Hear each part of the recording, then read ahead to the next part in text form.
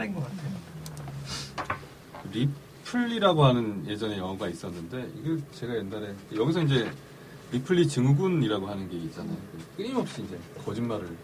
그 순간순간 상황을 이제 모면하기 위해서 이게 1997년인가 하면 이제 그때 나왔던 영화인데 저 아직도 기억이 되게 생생해. 이 영화를 봤을 때 이게 어떻게 보면 브루디에가 얘기했던 그 문화적 자본에 대한 부분을 아주 정확하게 이제 도입부에 보여주는 이제 그런 형태가 나오거든요.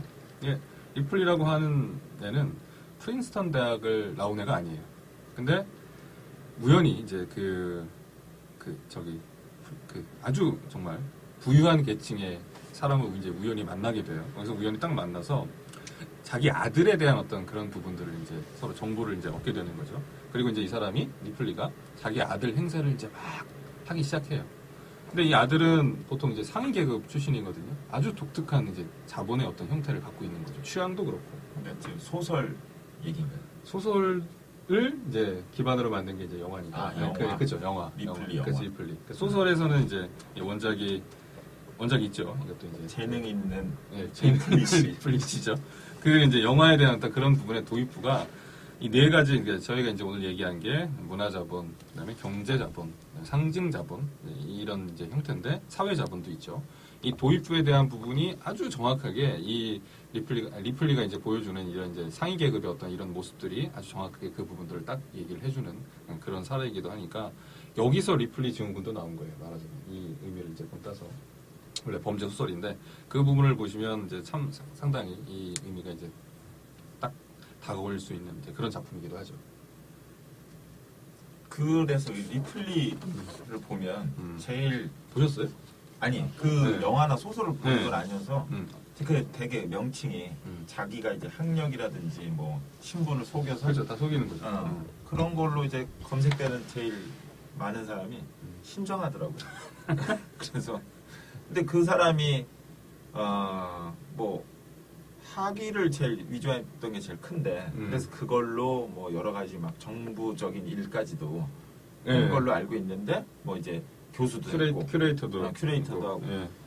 그러니까 이런 게 사실은 취향이라든지 뭔가 그 예술적 또 그런 부분에 대해서 지금 브루디의 얘기 요거랑도 뭐 연결되는 얘기지 않을까. 그렇죠. 어떻게 보면 이런 거예요. 네 가지가 이제 서로 이 경제적 자본만 갖고 있는 사람을 이제 우리 예전에 흔히 졸부라고 그랬잖아요. 이 사람들은 뭔가 다른 영역에 대한 어떤 자본이라든가 이런 부분들을 갖고 있지 못한 사람인 거죠, 말하자면. 근데 이 네 가지는 뗄래야 뗄 수 없는 게 이 어렸을 때부터 계속 이 가정 환경에서 이 네 가지는 이제 영향을 미치는 거잖아요. 한꺼번에 이게 그러니까 그 졸부라고 하는 게 되게 비하적인 의미가 있는 게 너는 이러한 부를 가질 수 있는 부와 관련된 여러 가지 의미들을 같이 갖고 있지 못하다라고 하는 얘기가 되는 거잖아요, 말하자면. 그러니까 그런 의미를 갖고 있기 때문에 이 네 가지가 함께 갈 수밖에 없고 아까도 그 얘기하신 뭐였죠? 그 신정화 씨의 학력 위조 사건. 학력 위조 사건이라고 하는 거는 그 모든 것들을 한꺼번에 동시에 가지려고 하는 이제 그런 욕망인 거죠, 말하자면. 그 부분이 같이 있는 거죠. 저는 약간 생각이 다른데, 그러니까 저는 그걸 좀 다른 방향으로 봤는데요. 그러니까 신정아 씨 사건 관련된 이야기에서 포인트는 뭐였냐면 무엇이 진실인가, 거짓인가에 대한 내용을 보게 만드는 구조였다고 저는 보거든요. 근데 본질은 그것이 아니고 신정아가 어느 대학을 나왔고 어느 학위가 있고 어느 경력이 있는지에 대한 내용의 사실 여부가 아니라 만약에 그게 사실이었다라고 하면 문제가 안 되는 거였고 그 정도의 권위를 학력이라든지 다른 경력에 대한 내용들로 얻을 수 있다는 거잖아요. 근데 그것에 대해서 일반적인 사람들이 동의하고 있다는 게 좀 문제로 보는 거예요. 서울대학교를 나와야 되고 하버드를 나오면 우리가 이미 한번 뚫고 들어간다는 거잖아요. 쉽게 말하면. 그리고 그것에 정당성을 주기 때문에 그것에 대한 내용들을 우리가 회의해보고 단순하게 그런 학력이나 그가 속해 있는 집안이나 그게 어느 회사에 다니고 있거나 그런 내용들에 의해서 우리 스스로 가지고 있는 차별성이나 사실 차이에 불과한 건데 내면적으로 차별을 인식하고 불평등해도 된다라고 하는 생각을 한다는 거잖아요. 그러니까 저는 뭐냐면 신정아 씨의 그런 이야기들은 물론 그자가 거짓말을 한 거는 뭐 진실 거짓말에 대한 내용에 대해서 도덕 윤리적으로 비판할 수 있지만 그것에 대한 내용들로 또 물론 뭐 현실적 이익을 얻었다면 현실적 이익에 관련된 내용에 국한해서 우리가 법적으로 처리할 수 있지만 대다수의 사람들이 갖는 건 뭐냐면 너는 그런 자격이 없음에도 불구하고 왜 있다라고 말해서 일반적인 우리가 믿고 있는 신념 체계에 대해서 위해를 가했느냐라는 거에 대해서 사회적인 약자들, 사회적인 마이너 일반 시민들이 동의하고 있다는 게 전 더 황당하거든요. 사실. 중요한 지적을 하셨던 것 같은데 그런 게 우리나라는 마치 그런 학벌이라든지 뭐 그런 지역이라든지 그런 거에 계급이 이미 그런 식으로 드러나 있고 우리가 그거 대중이 무비판적으로 그거를 이렇게 인정하고 있는 거 아닙니까? 그러니까 정당성을 부여하고 있기 때문에 그 정당성에 대한 내용이 갖는 문제를 우리가 어떻게 지적하고 만약에 우리가 말하는 자유와 평등에 대한 개념들을 우리가 신뢰한다면 그 정당성을 정당한 것이 아니다라고 깨야 된다는 거죠. 그런 것들에 대해서 일정 부분 고민하게 한 것이 당대 부르디에가 갖고 있던 고민이었고 우리가 지금 갖지 않으면 안 된다는 거죠. 맞는 말씀이죠. 근데 참 재밌는 저도 사례를 하나 말씀을 드리면 방송에도 아마 한번 나왔을 삼성과 얘기를 자꾸 하게 되는데 어쩔 수 없습니다. 오늘 그 얘기가 해주세요. 그럼 우리는 뭐 스폰서 받을 수 없나요? 아니 그 이재용 그 회장 아들의 이제 그 사례가 있잖아요. 제가 이제 시사 프로그램이나 이런 부분들을 이제 모니터인데 예전에 그 국제중 관련해서 하나 재밌는 사건이 하나 있었어요. 그 부정 입학 관련해서 아마 기억나실 텐데. 근데 그 이재용 회장 아들이 이제 그 부정 입학으로 발각이 돼서 학교를 이제 그만 다니게 되고 뭐 이제 유학을 가게 되는 그때 상황이 이제 됐었잖아요. 근데 이 사회 자본이 왜 이제 현대 사회에서도 중요한 어떤 형태의 자본으로 이제 인정을 받아야 되냐면 그때 당시에 가장 아쉬워했던 이제 그 사람이 그 이재용 회장 아들하고 같은 반에 있었던 학부모들이었대요. 말하자면. 왜 그래요? 왜 그럴까요? 그러니까 이 부모들은 단박에 아는 거죠. 이게 이재용 회장 아들이 자기 자녀한테 어떤 영향을 끼칠 것인지와 관련해서. 말하자면 재벌의 끈이라도 그렇죠. 말하자면 안 되려면 끈을 잡고 싶다. 이에 말하자면 이제 부르디에가 얘기했던 사회 자본은 굉장히 중요한 형태 중에 하나인 거예요. 그 자기 아들하고 이재용 회장 아들하고 친구가 될 수 있는 기회를 이 학부모가 놓쳤다. 이렇게 이제 생각을 하게 되는 거죠. 말하자면.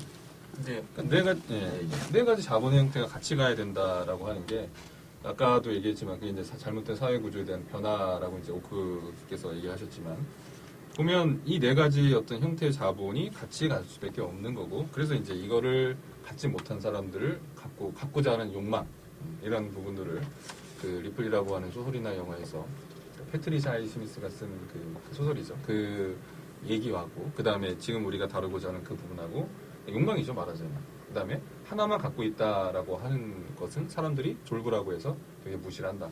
이 네 가지를 한꺼번에 가지려고 하는 욕망. 한편으로 또 그건 보면 우리 사회가 갖고 있는 어떤 잘못된 어떤 모순적 구조일 수도 있는 거고 그런 부분들을 무조건 인정할 수밖에 없는 어떤 그런 형태라고 또 볼 수밖에 없는 거고 그런 부분에서 네 가지가 뭐였다고 그랬죠? 제가 잘 못 들어서. 돈이죠. 일단은 경제 자본의 어떤 형태인 거죠. 그 다음에 또 하나는 이제 문화 자본인 건데 이게 이제 취향과 취미와 관련된 부분하고 아주 긴밀하게 연결되고 상위 계층하고 다른 계층을 의도적으로 이제 구분하고 그다음에 이 문화 자본이라고 하는 것은 말하자면 자기가 태어난 환경에 의해서 굉장히 큰 지배를 받게 되죠. 그래서 아까 구조와 행위라고 같이 생각해 볼 수가 없다라고 하는 게 바로 이제 그런 의미인 거죠. 세 가지는 상징 자본인데 이거는 이제 이름값이에요. 말하자면 명예 이런 명예죠, 명예.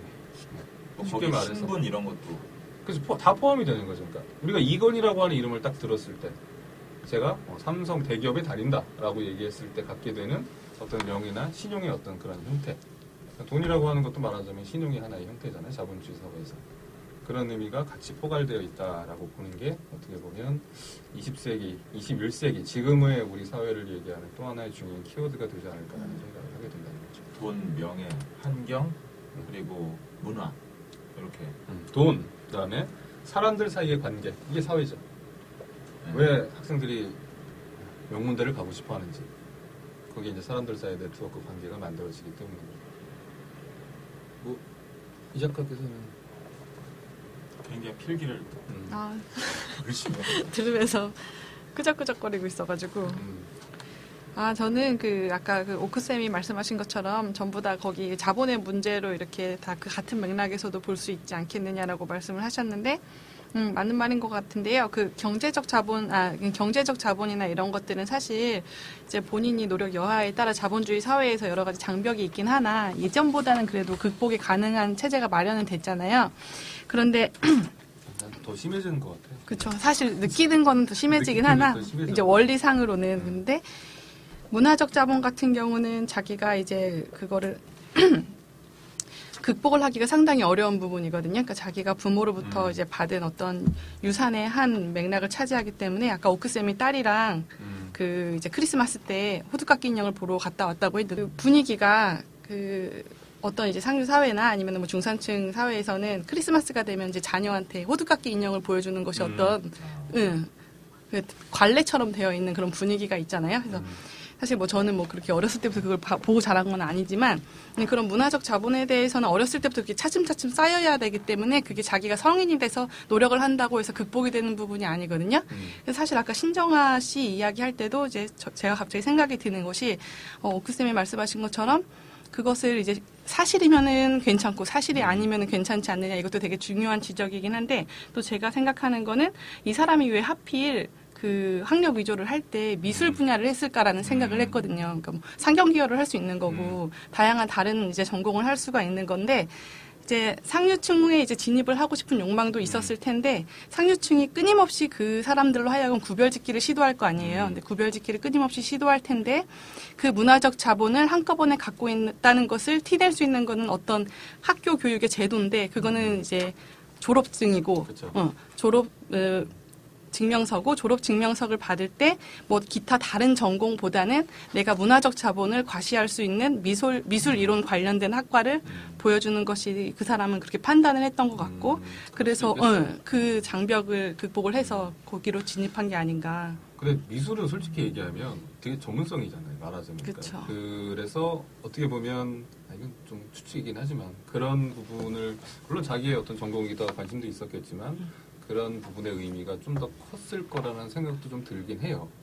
그러니까 그 일반인들이 보통 미술에 대한 전공을 하지 않는 이상 뭔가 거기서 그걸 찾아내기는 되게 어렵잖아요. 그러니까 현대 미술로 오면서 형식이 되게 중요해지다 보니까 형식을 이제 독해를 할 수 있어야 되는데 그 독해를 할 수 있다는 증명은 단어나 개념들로밖에 안 되거든요. 근데 단어나 개념들은 일정 부분 학교에서 교육을 받아야 그게 가능해지니까. 네, 부르디에도 이제 자기가 독해할 수 있는 능력 또는 안목이 있다는 거는 단어 또는 개념들로 증명할 수 있다고 말을 했거든요. 네, 그거는 그렇기 때문에 그 학교 제도 안으로 들어가야 되는 거죠. 사회 제도가 이렇게 큰 어떻게 보면 어렸을 때부터 그런 교육을 받아온 애들한테도 유리하게 교육이라고 하는 것도 마찬가지로 그렇게 유리하게 구성이 돼 있다라고 하는 부분을 얘기를 했기 때문에 그 얘기가 바로 이런 의미로서 이제 어떻게 보면 전달이 되는 거죠. 자, 저희가 여기서 이제 여기까지 해서 1부를 마치고 두 번째로 본격적으로 이제 교육에 관련된 문제로 한번 저 근데 얘기 하나 하고 싶은 게 있어요.